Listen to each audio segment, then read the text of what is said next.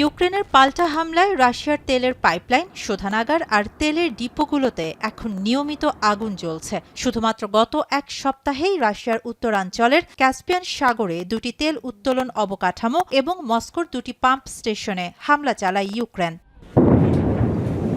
ইউক্রেনের টানা হামলায় দৈনিক প্রায় ২০ লাখ ব্যারেল তেল রপ্তানির সক্ষমতা হারিয়েছে ক্রেমলিন, এমনকি ৪০% লভ্যাংশও হারিয়েছে রাশিয়া।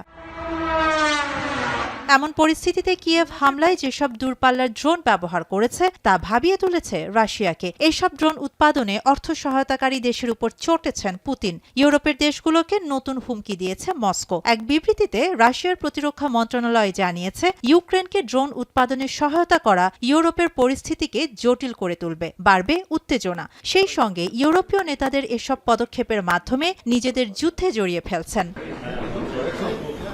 সম্প্রতি ইউক্রেনের দূরপাল্লার ড্রোন উৎপাদনে জার্মানি $৩৫৫ মিলিয়ন বিনিয়োগের ঘোষণা দিয়েছে। এর আওতায় রাশিয়ার হামলার জন্য আলাদাভাবে ৫,০০০ মধ্যম পাল্লার ড্রোন উৎপাদন করবে ইউক্রেন।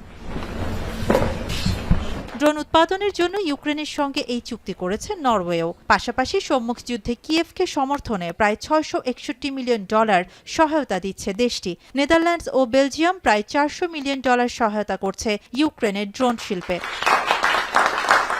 বিশেষজ্ঞরা বলছেন, রাশিয়ার বিশাল এলাকা পাহারা দেওয়ার মতো পর্যাপ্ত প্রতিরক্ষা ব্যবস্থা তাদের হাতে নেই। তাই ইউক্রেনের সস্তা ড্রোনগুলো অনায়াসেই রাশিয়ার গুরুত্বপূর্ণ জায়গাগুলোতে আঘাত হানছে।